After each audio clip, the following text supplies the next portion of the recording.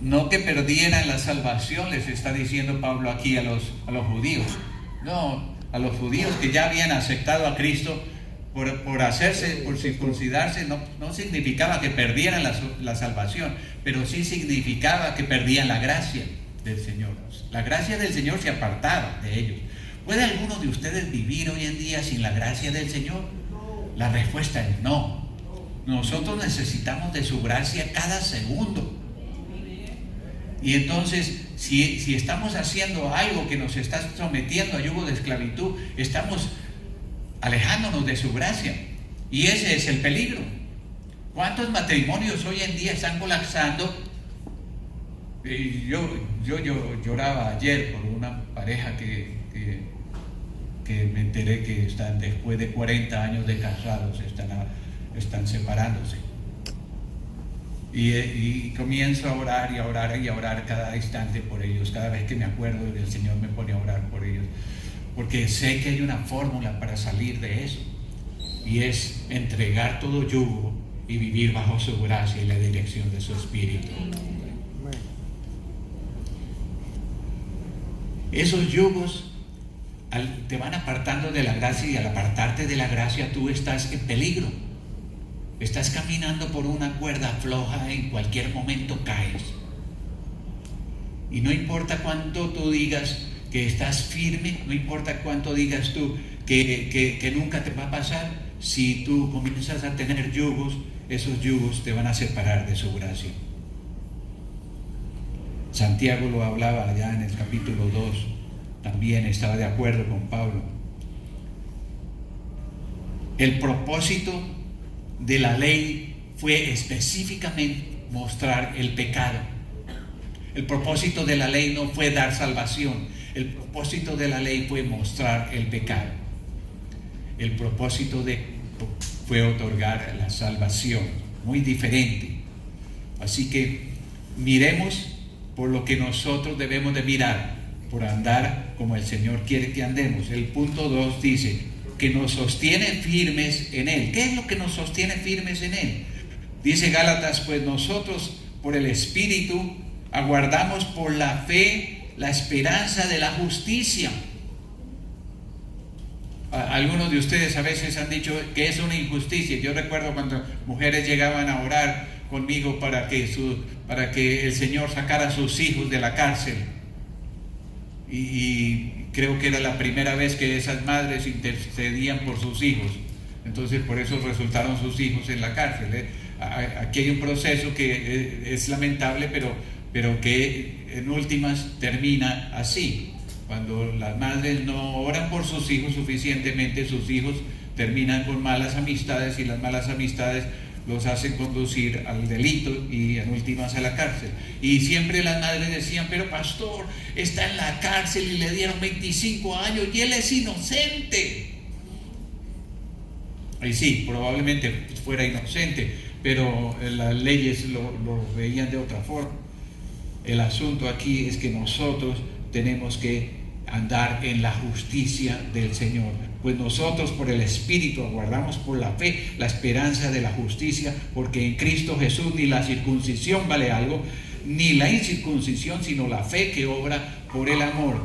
O sea que nosotros tenemos que estar conectados por la fe en el Señor, por lo que Él nos dio, por su palabra, y por la fe que obra en el amor. ¿Cuál amor? El amor que nos tiene a nosotros y el amor que nosotros tenemos por Él.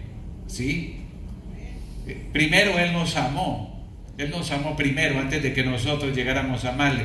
Pero fue tanto su amor a través de la salvación que nosotros comenzamos a ir en el camino de amarle a Él y amarle a todo lo que Él dice que hacemos, o sea, a nuestros hermanos también. Dice la fe está basada en el Espíritu, pero la ley está basada en la carne. O sea, vas a seguir en el yugo de esclavitud de la carne, sigue con la ley. El Señor no vino a abolir la ley, pero la ley no es suficiente, por eso Él pagó el precio para que nosotros fuéramos libres, porque la ley era imperfecta para hacernos libres. Aquí se refiere a la justicia que será realizada. Cuando el Señor dice de la esperanza de la justicia, se refiere a la justicia que será realizada en su venida. O sea, todos estamos esperando en la justicia en Él, pero esa justicia muchas veces no se va a manifestar aquí en este tiempo, sino se va a manifestar en el tiempo en que nosotros entreguemos nuestra vida y nos presentemos en su presencia o en su segunda venida. Esta fe está cimentada en el amor de Dios recíproco con nosotros y con Él. Será entonces cuando la justicia interna que comenzó en el momento de la obra de la salvación se manifestará completamente. Hay algo malo en este micrófono hoy. Esperamos que... Y se manifestará por completo en su segunda venida. 3 cosas debe de tener el cristiano para esperar esta justicia. Las cosas que muestra el cristiano como elementos de su salvación es que la vida debe ser vivida en el poder del Espíritu Santo, la vida del creyente. Esto es una gran cuestión. ¿Podemos vivir nosotros en el poder del Espíritu Santo? ¿Podemos? ¿Vivimos en el poder del Espíritu Santo?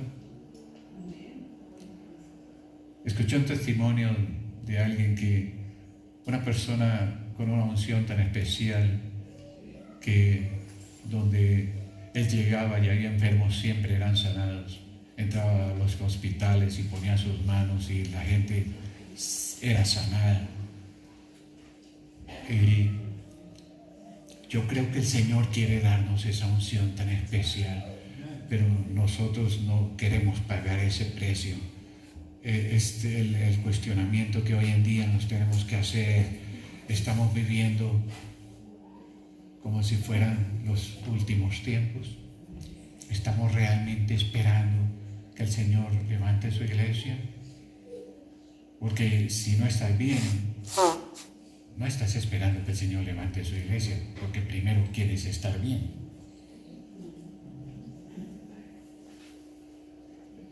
La pregunta es: el Señor nos dio todo eso, hemos venido estudiando los diferentes estudios de los viernes. El Señor nos dio todo eso, pero vivimos en ese poder.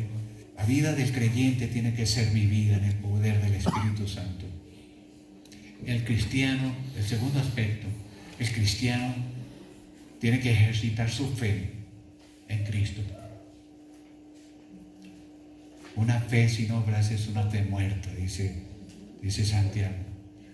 Tenemos que ejercitar nuestra fe en Cristo.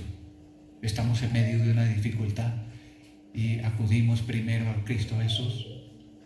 Yo diría que hoy en día es tanto lo que ha envuelto a la iglesia que acudimos de último a Cristo Jesús en medio de una dificultad. Deberíamos de acudir de primero, porque Él es el único que tiene todas las soluciones. El tercer aspecto que tiene que tener la vida del creyente es que tiene la esperanza en la glorificación futura. Tiene la esperanza en la glorificación futura. El Señor nos va a levantar a todos. No importa si tú recibiste a Cristo Jesús, el Señor te va a levantar. Él ya te ha planillado. La salvación nunca se pierde, pero no vivas fuera de su gracia hasta que eso ocurra. Porque tu vida va a ser arruinada en algún momento cuando tú te separas de su gracia. Tú debes de vivir lejos de todo yugo que te esclavice. Y esto nos lleva a nuestro tercer punto. Ustedes tienen otros versículos ahí que podemos leerlos. Podría ser Romanos 8:2 dice: porque la ley del Espíritu de vida en Cristo Jesús me ha librado de la ley del pecado y de la ley de la muerte. Porque el ocuparse, dice el versículo 6 allá en el mismo capítulo 8, porque el ocuparse de la carne es muerte. Miren, analicemos, esto no fue escrito simplemente para que quedara ahí, esto fue escrito para cada uno de nosotros. Porque el ocuparse de la carne es muerte. ¿Y cuánto nosotros Ponle en las dos balanzas. ¿Cuánto tiempo tú gastas ocupándote en las cosas de la carne? ¿Cuántas gastas en las cosas ocupándote en las cosas del Espíritu? Y ojalá que la balanza ni se incline a un lado ni al otro. Mejor que se incline a que tú te ocupas de las cosas del Espíritu. Porque el ocuparse de la carne es muerte, pero el ocuparse del Espíritu es vida y paz. Y ahí puedes tú leer lo que dice Pedro. Dice, como libres, pero no como los que tienen la libertad para pretexto, para hacer lo malo, sino como siervos de Dios. Siervos de Dios. Siervos de Dios. No siervos de estos que tienen cuernos. No. De esos siervos no. Siervos que servimos a la obra del Señor. Siervos de Dios. Podría alguno decir, bueno, ¿será que me van a salir los cuernos o qué? Honrad a todos, amad a los hermanos, temed a Dios, honrad al Rey. 4 elementos que tiene que tener el hecho de cómo sostenernos firmes frente a todas las acechanzas que nos quieren alejar y poner yugo.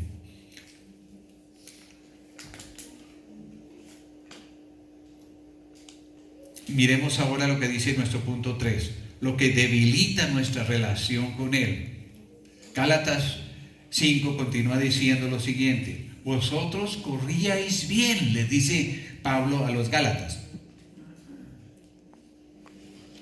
¿Quién os estorbó para no obedecer a la verdad?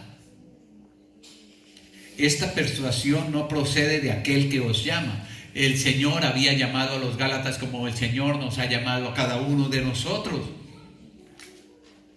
No permitas que alguien estorbe tu camino. Esta persuasión no procede de aquel que os llama. Un poco de levadura leuda toda la masa. Y ustedes lo saben. Cuando hay alguien por ahí, en todas las iglesias siempre hay alguien por ahí desanimando a la gente, poniendo enemistad entre unos y otros. Esa es la levadura que no ayuda. Hermanos, tengamos cuidado con eso, seamos sinceros, seamos íntegros. No tratemos de manipular a nadie, porque hay personas que hasta quieren manipular al pastor. Alguien se enferma a las 5 de la mañana, llaman al doctor. Pastor, tiene que ir usted a la casa de fulanito porque se enfermó. Entonces la respuesta es: hermana, usted también tiene la misma salvación que el Señor me dio a mí. Usted ore por ella, que se enteró primero. El Señor le está mandando a usted a que ore por ella. Y si usted quiere ir allá, vaya también. Amén. ¿Sí? Cuando el Señor te tire a ti la pelota, no se la tires a alguien más. That's right. Un poco de levadura leuda toda la masa. Yo confío respecto de vosotros en el Señor, que no pensaréis de otro modo, mas el que os perturba llevará la sentencia. Y esto se lee muy fácilmente, pero cuando es alguien el que está en ese tipo de actividades, el Señor lo va a reprender. Es algo que no debe de existir. Quien quiera que sea, dice, más el que os perturba llevará la sentencia, quien quiera que sea. Y yo, hermanos, si aún predico la circuncisión, ¿por qué padezco persecución todavía? Claro, acusaban a Pablo. Óyeme, si acusaban a Pablo, que Pablo lo que entregó toda su vida a Pablo para que la obra del Señor fuera conocida, y lo acusaban. Fuera de eso lo acusaban. Y lo acusaban, en este momento lo están acusando de que él hacía parte de la circuncisión. Entonces, si él hacía parte de la circuncisión, ¿por qué lo acusaban? Porque presentaba la cruz de Cristo. En otras palabras, la acusación de ellos era tan inconsistente como se podía ver claramente que había una semilla ahí de levadura mala en esa iglesia de Galacia. Y dice: y si yo, hermanos, aún predico la circuncisión, ¿por qué padezco persecución todavía? Porque lo perseguían, porque dice: en tal caso se ha quitado el tropiezo de la cruz. Ustedes saben que para los judíos la cruz de Cristo era un tropiezo, porque la cruz representaba maldición. No podían entender cómo viniera la maldición a través de alguien que había sido crucificado. Ojalá se mutilasen los que os perturban. No queremos hacer comentario acerca de eso, pero son palabras fuertes, están ahí escritas en tu Biblia. Romanos 14:13 dice: así que ya no nos juzguemos más los unos a los otros, sino que más bien decidí no poner tropiezo u ocasión de caer al hermano. Esto es bien interesante, hermanos. Tenemos que aprender a madurar dentro de la iglesia. Nosotros no emitimos juicios. No emitimos juicios que puedan destruir. Ningún juicio que pueda destruir. Si nosotros emitiéramos algún juicio, sería para juzgar la vida que alguien está llevando de manera que pueda ser transformada al plan de Dios. Y en eso el Señor te ha dado autoridad. En otras palabras, si llega alguien que está en pecado, tú no le dices, tú no lo estás juzgando, pero le dices: no hagas esto porque esto te está perjudicando. Salte de ese yugo y vive como el Señor quiere que vivas. ¿Para qué? Para que tú seas bendecido. Eso no es juicio, exactamente. Es simplemente aplicar la palabra del Señor a una situación específica. Así que, por eso el Señor dice: más bien decidí no poner tropiezo o ocasión de caer al hermano. Juicio es cuando tú estás lanzando una acusación o lanzando una palabra que va a perjudicar a tu hermano. Eso es juicio. ¿Se entienden las dos cosas? Tú puedes ayudar a alguien a que salir del pecado y en ese caso estás cumpliendo el plan de Dios, pero tú no puedes hablar de esa persona para enterrarla, para dañarla. Tú tienes que hablar con la persona para que se levante, se salga de su error. Es bien interesante cuántas personas pueden ser contaminadas hoy en día. Ustedes pueden mirar las noticias de hoy en día en este caso, porque esto desacredita a todos los cristianos, porque la gente no dice: no, es que eso es una secta. No, la gente dice: son los cristianos. Miren cómo son los pastores de la iglesia cristiana. El hombre parece que abusó de una cantidad de jovencitas y para probar lo grave del delito le han puesto una fianza de $50 millones. Entonces, el asunto aquí es que esto desacredita la fe cristiana. Nosotros como cristianos tenemos que vivir vidas íntegras.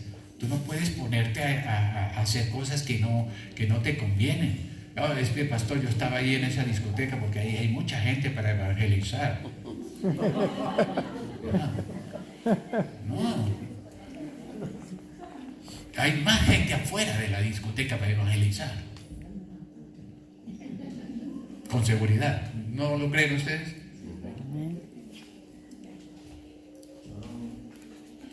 Segunda de Pedro dice: casi en todas sus epístolas, está hablando de las epístolas del apóstol Pablo, casi en todas sus epístolas, hablando en ellas de estas cosas, entre las cuales hay algunas difíciles de entender, dice el mismo Pedro, las cuales los indoctos e inconstantes, circule la palabra inconstantes ahí, porque una de las cosas que tenemos que tener es nosotros ser firmes y constantes. El Señor es la verdad, el Señor es el camino y el Señor es toda nuestra vida. Nosotros tenemos que permanecer firmes y ser constantes. La inconstancia no viene del Señor. Los cuales los indoctos e inconstantes tuercen, como también las otras escrituras, o sea, está hablando de las otras escrituras, no de las cartas de Pablo, para su propia perdición.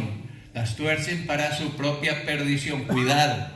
Si tú no entiendes una escritura, tú estudia sobre lo que no estás entendiendo, pregunta a las personas que están por encima de ti en la fe, que tienen más años en la fe, y así puedes llegar a un entendimiento, pero no tuerzas las escrituras para manipular a nadie. Ustedes saben que en la época de la Inquisición torcían las escrituras para asesinar a las personas. ¿Alguien ha leído sobre la Inquisición, la época de la Inquisición? Pues eso, lo que sucedió fue terrible. Fueron millones de personas las que mataron en el nombre de Dios. Por eso es que nosotros debemos de sentirnos felices de que pertenecemos a una iglesia donde la palabra se expone con todo el contexto. Nosotros no sacamos aquí una cosa para hacer, no, siempre la palabra tiene que corroborarse con su contexto. Observemos que es necesario correr bien la carrera como cristianos, aprender a ignorar los obstáculos para evitar el desánimo. Esto estaba ocurriendo a los Gálatas. Alguien o algo lo había contaminado y advierte el Señor que esto llevaría a juicio. Esto llevaría a juicio. ¿Cómo identificar a los falsos maestros? Ok, anote estos 3 aspectos. Su doctrina no proviene de Dios. O sea, no quiero hablar más del asunto pero claramente, ¿cómo puede tanta gente estar cegada a claramente una doctrina que no viene de Dios? En los cantos ponían frases para poner a Jesucristo al mismo nivel con su líder,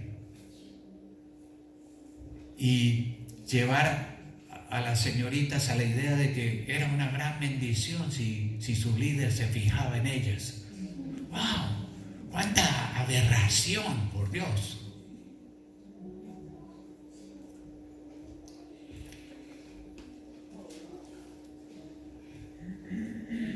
Su doctrina no proviene de Dios, y eso en ninguna parte tú lo puedes leer en la palabra.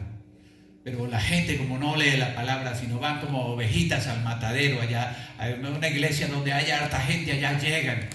Y si les dicen que aquí están los que van a ser mayormente bendecidos, aquí están los que menos, porque estos dieron $1,000, estos dieron 500, estos dieron 300, estos son los más bendecidos, estos les siguen, y ustedes que no dieron nada no van a recibir bendición. Y una cantidad de cosas absurdas, por favor. Nosotros podemos encontrar exactamente toda la verdad en la palabra. Amén. Comencemos a leer la palabra. Y les animamos a que ustedes lean la palabra todos los días, porque es en la palabra la que les va a guiar, es el Espíritu mismo el que les va a enseñar. Estos solamente son rehearsal, estos tiempos en que nosotros les hablamos a ustedes. Son un tiempo de que ustedes más bien recuerden lo que ya han leído y que el Señor les confirme que están en el camino correcto. El segundo aspecto que tienen los falsos maestros es que son piedra de tropiezo a los creyentes. O sea, en lugar tú no te has encontrado con hermanos en la fe que en lugar de animarte te desaniman. Oh, perdiste tu trabajo. Oh, no, hermano, eso está pesadísimo allá afuera para que vuelvas a encontrar un trabajo. Así, en lugar de animarte te desaniman más. Eso no viene de Dios. Esa persona no está hablando la fe del Señor. El Señor todo lo puedo en Cristo quien me fortalece, dice allá Filipenses 4:13. Es el versículo que todo el mundo recuerda, ¿no? Si todo lo puedo en Cristo que me fortalece, ¿cómo es que hay algún hermano que no entiende esa porción de la Biblia y te quiere desanimar? Llega alguien del otro lado del charco y no, hermano, eso aquí está dificilísimo ahora, eso no hay trabajo, no hay nada. Y el hombre sale desanimado y dice entonces, ¿a qué vine a los Estados Unidos de América, no? Y la tercera parte que tienen los falsos maestros tienen una influencia negativa en la congregación, o sea, son la levadura que contamina. Y vamos a nuestro último punto. No sé por qué nos demoramos hoy tanto. Lo que debo hacer en la libertad Él me dio. ¿Qué debo hacer en la libertad que Él me dio? Porque vosotros, hermanos, a libertad fuisteis llamados, dice el versículo 13. Solamente que no uséis la libertad como ocasión para la carne, sino servíos por amor los unos a los otros. Porque toda la ley está en esta sola palabra, se cumple. Amarás a tu prójimo como a ti mismo. Pero si os mordéis y os coméis unos a otros, mirad que también no os consumáis unos a otros. Y ustedes pueden ver el tiempo que estamos viviendo en las familias. Ese de si os mordéis y os coméis unos a otros. Óyeme, está ocurriendo en tantas familias, incluso cristianas, que ¿qué ha pasado? ¿Cuál ha sido la enseñanza que ellos han atesorado en su corazón? Con seguridad la iglesia les ha dado una buena enseñanza, pero el problema no está en la iglesia. El problema es cuánta enseñanza tú atesoras en tu corazón. O vas a la iglesia como ibas antes, esperando que el cura terminara bien rápido para irse.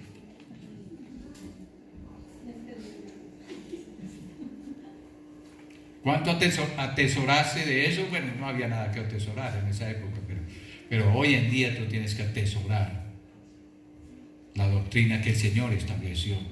Juan 15 dice: este es mi mandamiento, que os améis unos a otros como yo os he amado. Tenemos un gran ejemplo en Cristo Jesús, y ya lo vimos en muchas formas cuando estuvimos caminando con el Señor todo el año pasado, ¿no? Hombro a hombro con Jesús, y hubiéramos podido estar más años ahí. Primera de Tesalonicenses dice: y el Señor os haga crecer y abundar en amor unos para con otros y para con todos, como también lo hacemos nosotros para con vosotros. Primera de Pedro dice: habiendo purificado vuestras almas por la obediencia a la verdad.